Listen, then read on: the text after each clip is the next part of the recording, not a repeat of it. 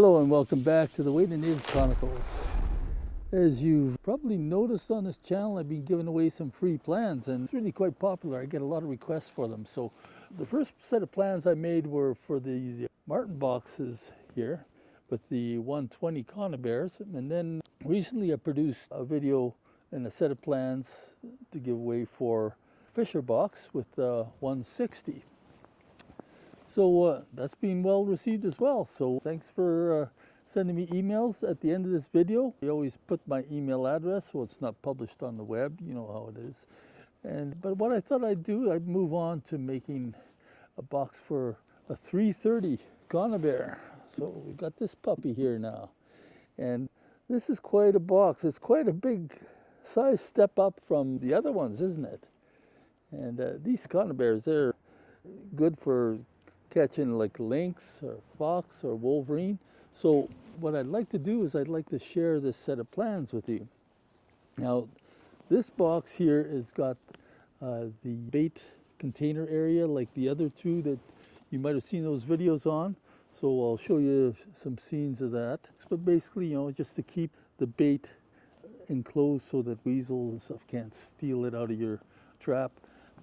And it might create some interest. When an animal's coming from the other side, the bait is so close to the screen, they really want to get at it. So then they'll circle around, hopefully to the front, to the trap side, to get at it once they find out they can't get it from the rear, right? It's kind of nice to keep your bait safe. Now, I'm not so sure what a wolverine's going to do. They're kind of sneaky, so I wouldn't be surprised if a wolverine just went and tore the screen right off the back. I've stapled it on good and tight, but I'm sure you could get it off if you really want to, so we'll see what happens. But you can make these boxes with just a straight plywood back to it and without a bait compartment if you want to keep it simple. But I'm just throwing in this kind of a deluxe arrangement. If you want to do a little bit more work, it's not really all that hard to add in a little hinged bait box at the back. So do with that as you will.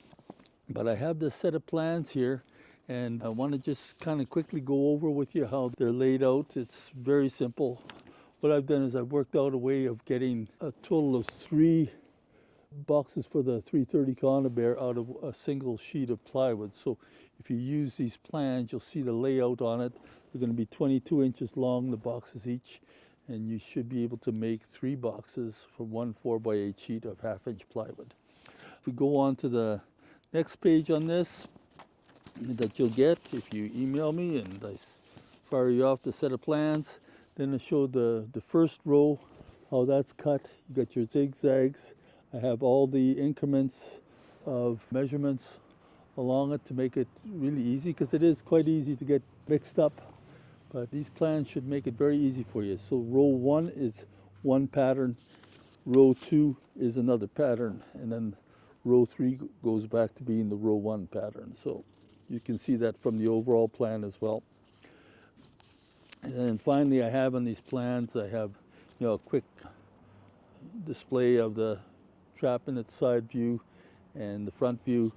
This box here is being made exactly according to these plans. And then finally, show a little bit about, you know, how to do the bait containment area there. So, you know, you're just going to need a little bit of 1/2 inch screen, and you can put it all together.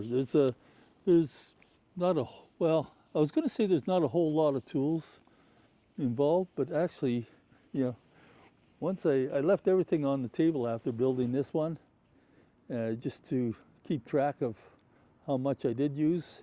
And as you can see, there's quite a bit, quite a few little things, you know, like wire cutters. You need some mechanics wire.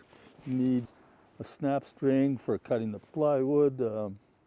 Oh, you know, all kinds of stuff you wind up needing. So I'll maybe put together a list of the tools that you need. It's not anything sophisticated. I don't use a table saw or anything like that.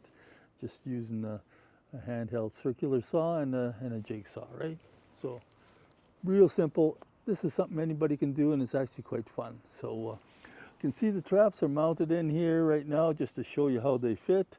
I think this is going to be a very successful box, and I hope that some of you build some yourself and then let me know what you think. You know, should the back be closed off or should it be screened off? What's working better for you guys? Is that bait compartment really worthwhile doing? You know, if you do it the right way, it's not all that hard to build that bait compartment. One of the tricks is to build the whole box first and then cut that bait compartment off with a jigsaw at the very end. Then you get a nice fit. And then make sure you put your screens on the right part. In the past, I've actually done it wrong, where I put both screens on the little rear compartment and then, oh, okay, now I can't get any bait in there. So think while you're doing it. It's not that hard, but it's quite easy to make a few mistakes too. So I think that's about it. The previous videos I showed myself building it.